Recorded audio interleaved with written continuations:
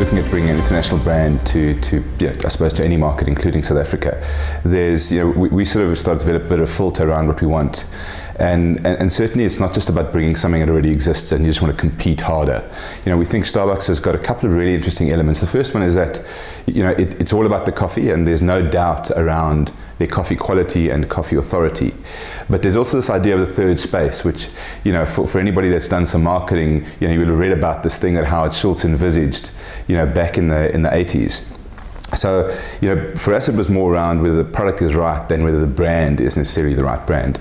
And then one of the other key sort of tick boxes we've got is whether these brands envisage a future where digital is a very big part of how you communicate with customers. And if we look at that landscape, certainly Starbucks is the leader with something like My Starbucks Rewards, which is, arguably the largest loyalty platform in the world.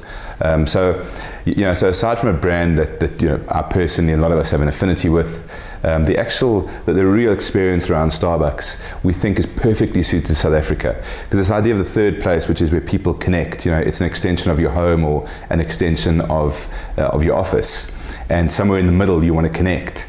And if you think in South Africa with, a lot of people don't have large homes, their homes are far from where they work, so we think that there's always been a fantastic opportunity to create this space in the middle that is more about connection than is about selling stuff to customers.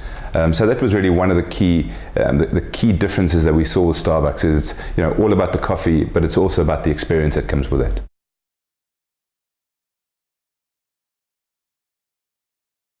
These days it's really easy to mimic product. If you think of automobiles over the years, nowadays they all look roughly the same, but they all look reasonably good. There's really very few ugly cars around. So design has allowed that to for all motor vehicle manufacturers to do that quite equally across categories. And I suspect it's the same thing in food as well. It's not that difficult to make a great product. What's really difficult is all the bit around it and the experience, and particularly the human element of how you deliver that product to the customer. That's the difficult bit. And that's the bit that I think sometimes, if I think of myself, when I was much younger and we started scooters, we were very focused on the product. And if I look back now, one of those learnings, I don't think we quite appreciated the importance of how that product is delivered to the customer and how you can actually make a difference on that front, even with a very similar product.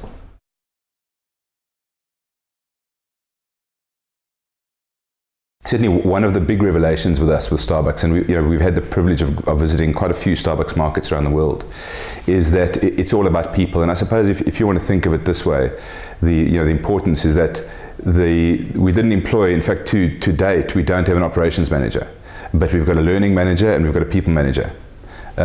Whereas I'm pretty sure that most other, certainly food businesses, the second person they employ is an operations manager.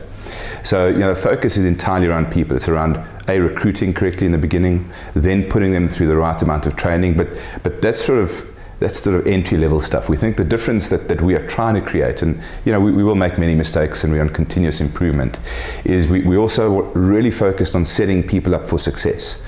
So as an example, at one of our offices, we've got a fully fledged Starbucks store, and aside from being a great canteen and a great environment to test product, we also use that to bring partners that we put into stores that maybe haven't quite got the right skills yet, can't deal with the volume. In days gone by, I suspect that they would have been performance managed out the business. Instead, we bring those partners in, we bring them to a slightly less rushed environment, and we've got a mentor who's a coach essentially. And we'd rather work with them, the premise being that if you recruit right in the beginning, the onus falls on us as the employer to help partners with their skills and develop the skills that we innately believe that they have. So to give you an idea around the training is, I'm still not allowed to go downstairs and use the coffee machines. I'm allowed to make plunger coffee or French press and a couple other versions, but I haven't been signed off yet as a barista. So I suppose that talks to some of the importance that's given to training.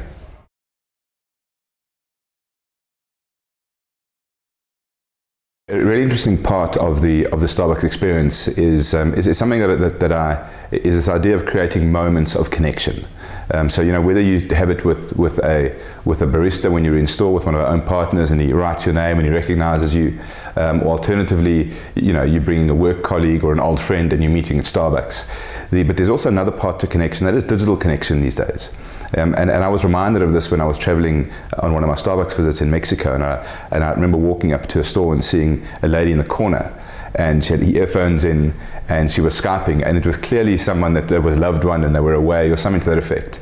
And that's sort of when the penny dropped for me, that it's so much more than just creating a beautiful physical space to be in, but also enabling people, especially millennials and the younger generation, to be able to do what is coming natural to them, and that's connectivity. So in our Starbucks stores in South Africa, we've got what we believe is the fastest, freest Wi-Fi in a public space.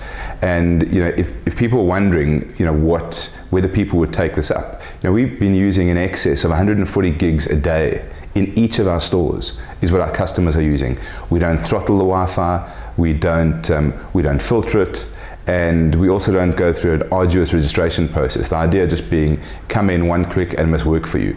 And interestingly, we actually prioritize social media. So a lot of other places you go to will knock you off after 30 minutes. Our test is we want everyone to be able to watch YouTube videos if they want to at the same time. So it's been a really interesting experience about how if you just free up something and people will start to use it, as long as you intuitively believe.